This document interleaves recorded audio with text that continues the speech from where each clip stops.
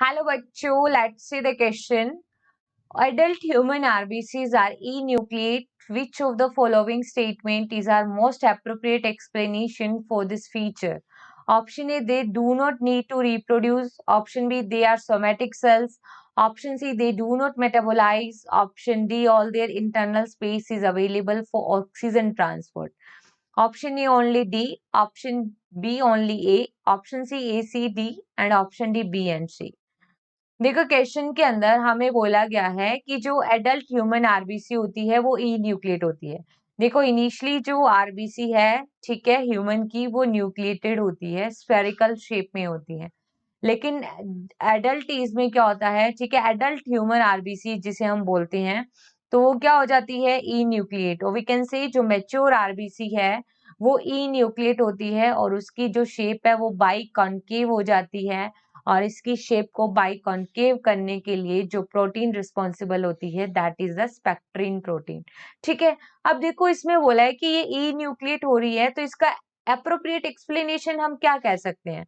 देखो ई न्यूक्लिएट हो रही है, ऑप्शन ए में लिखा है कि they do not need to reproduce. देखो रिप्रोड्यूस करने की तो जरूरत है, अब न्यूक्लियस नहीं है तो रिप्रोड्यूस नहीं कर पाएगी। ठीक है, जब भी बनेगी तो न्यू आरबीसी फॉर्म होगी।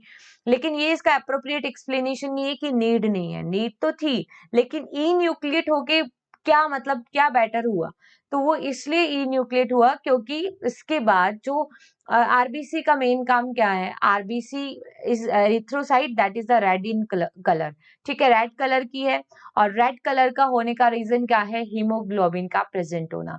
और हीमोग्लोबिन जो है वो अपने साथ ऑक्सीजन को बाइंड करता है और पूरी बॉडी में ऑक्सीजन की सप्लाई करता है। ठीक है, तो ऑक्सीजन सप्लाई के लिए रिक्वायर्ड है आरबीसी।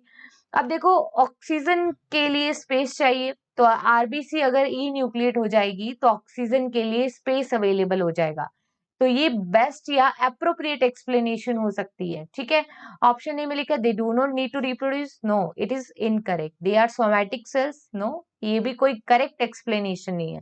ए और बी दोनों इनकरेक्ट है, इसका मतलब बी ऑप्शन, सी ऑप्शन और डी ऑप्शन इनकरेक्ट हो गए। ठीक है, क्योंकि यहाँ पे ए गिवन था या बी गिवन था। नेक्स्ट आता है दे डू नॉट मेटाबोलाइज। देखो अगर सेल मेटाबोलाइज नहीं करेगी तो क्या वो लिविंग रहेगी। ठीक है, RBC is not a dead cell.